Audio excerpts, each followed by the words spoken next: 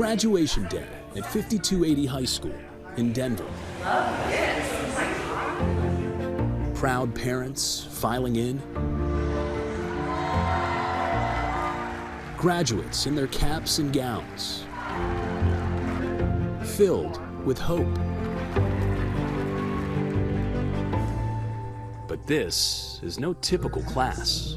Many of the students who filled these rows say they thought they'd be dead by now.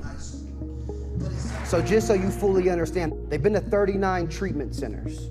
They've been hospitalized 70 times. They have overdosed 43 times. The first time I ever had gotten high, I was around 8. 8 years old? Yes.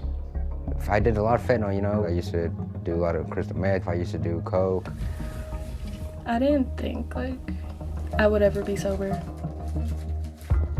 We spent 1 year inside the largest recovery high school in the country for teens battling drug and alcohol addiction. She introduced me to cocaine, and I did it the next day and the next day. We were there for their victories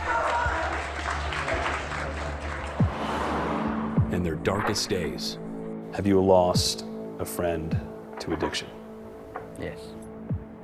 A really good friend has passed. When I overdosed and died, I remember what it was like. It's crazy. It's like you're sleeping forever. Here, everything is on the line.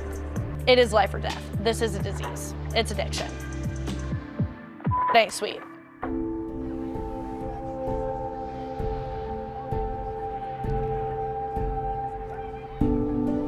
It's the first day of school. We want to build relationships today. We want to talk about our school and what we do here. Keith Hayes is the director of the school's recovery program.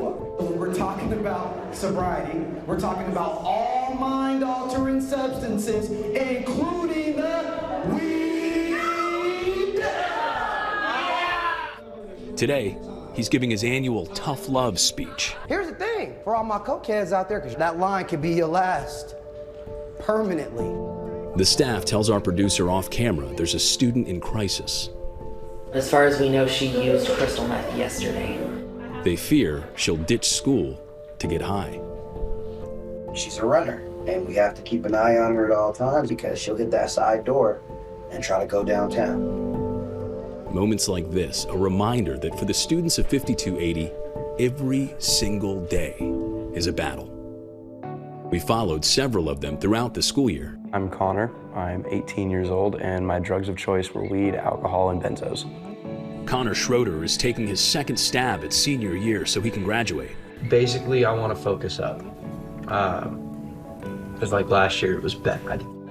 17-year-old Lily Mayfield is also hoping to make it to graduation. She was abusing weed and alcohol before her cousin took her in. My biggest goal, probably staying sober. I was first introduced to meth when I was turning 13. Morgan Hedrick is a junior who's come a long way. Oh, this is me when I was little. My main goal was just giving back to the community that brought me up. Drug of choice was fentanyl, methamphetamines, and alcohol. And 18-year-old Anthony Montano is a new student with a lot at stake. His girlfriend at the time had just given birth to his son, and he's on probation, facing jail time if he slips up. Not a lot of people make it out of this. They say you either end up in jail or dead. For Anthony, first came homelessness, then came the drugs. It was definitely a struggle being out here because you have nowhere to go or nothing, just walking up and down these streets. He says this is the bus stop where he once slept, alone, when he was just 13. Had a bag full of clothes. I was walking, I was scared. It was snowing, wet snow. Sat here for about maybe 4 or 5 days. His father in prison, his mother struggled with alcohol addiction. He wound up on the streets and says he met someone who recruited him into a gang. He taught me how to, sell dope and stuff and what to do and how he made money. You remember the first time you got high? They were all gathered in a room. It was a motel room. It was a meth pipe. My eyes got wider, it was a weird feeling. Crazy feeling. And that feeling made you want to keep doing it more. Street life took its toll on Anthony, bouncing between motels, arrests, and stints in juvie. He says he turned to fentanyl after his mother passed away in 2022. I was broken, you know, I lost a part of me. And then started sniffing fentanyl, overdosed right away. You overdosed? Right away, yeah. Eventually I woke up. People were all around me, CPR and Narcans. He resorted to stealing and eventually ended up back behind bars. But this time, his older half-brother took him in after he was released in March of 2024. You know, it's really a wake-up call for me. I'm like, no, I need to get involved, and I need to be the big brother that he needs. As a requirement of his probation, Anthony attends 5280. Hey y'all, I'm on the way to school. Connor and Morgan are veterans at 5280. We're in student leadership, and you know, they call me a leader. Both also started using drugs at a tender age. 17-year-old Morgan, who's originally from Texas, says she was introduced to meth at a sleepover when she was just 13. She quickly spiraled. I was a meth addict who had hardly any ways of getting what I needed. So I got myself into like a lot of trouble. She started leading a double life. I was selling nudes. They got leaked. I was actively getting blackmailed with my nudes while I was in school. I was just at an all-time low. Morgan's parents sold their house in Texas and left their lives behind to send her here. They were literally trying everything, and I'm like eternally grateful to them for that. I got suspended for fighting multiple times. I had moved into sophomore year with a 0.014 GPA. As a kid, Connor says he was surrounded by drugs. My mom's a drug addict, she's in recovery now, and my dad grew weed in his basement, but way before it was legal. You're sort of born into that world. Yeah, first time I ever got high was 8. He says his drug use escalated when he was just 12. Psychedelics and pills. I really liked benzodiazepines like Klonopin, Xanax, things like that.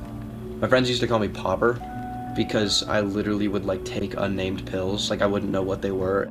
He was also filled with self-hatred and rage, often aimed at his mom. I don't think I can remember a time where we didn't fight, just all the time. And I would punch holes in my wall and get violent. After run-ins with the law for breaking into cars and countless drug-fueled benders, Connor called out to his mom for help. I was like, I don't think I could do this anymore. And so she told me about 5280. The student's off to a rocky start. I haven't been to school in like a week. I skipped school again. Ooh, I know. Sue me. Do it. All right, bro, I just want to check in with you. How things going? How are you feeling about your sobriety, your recovery? Around the same time, Anthony, who is newly sober, relapses on meth. I had a lot of going on in my life. I came here with drugs and, you know, got in trouble, you know, and then I got put back on ankle monitor. Connor struggles with his grades. I have a couple missing assignments that are bringing down maybe B or A grades to like C's, and I'm not proud of that. It's not how I want to show up, but I've been working on it. It's important to make sure that we're doing what we're supposed to be doing. Still, he reaches a milestone, celebrating 2 years of sobriety with a special token called a chip. Connor's mom, who's found her own success in recovery, there to support him. Tomorrow I will celebrate 5 years of continuous sobriety, and it's super special being able to celebrate these milestones with him. In December, Morgan also earns a 2-year chip of her own in front of her classmates. Felt good. Just proving to people that they can do it too. But just 1 month later, the students of 5280 get devastating news. One of their own, Leo Irvin, died by suicide. A really good friend has passed. His name was Leo. I don't know, really good kid.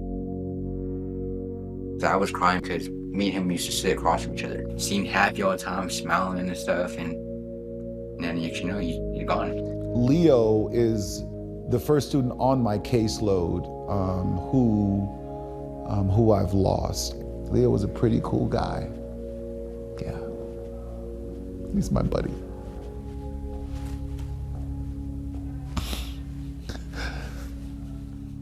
he wouldn't want us to stop. And so the work continues. As the students try to move forward, Anthony is hit with more dire news that forces him to leave school. I got a phone call from Anthony telling me that my kid just overdosed and it was a fentanyl accident. Police say his baby boy nearly died from being exposed to fentanyl. Coming up, will Anthony be able to continue the school year? Is it overwhelming? It's very overwhelming, yeah. And will seniors Lily and Connor make it to graduation day? This has not been easy at all. Stay with us.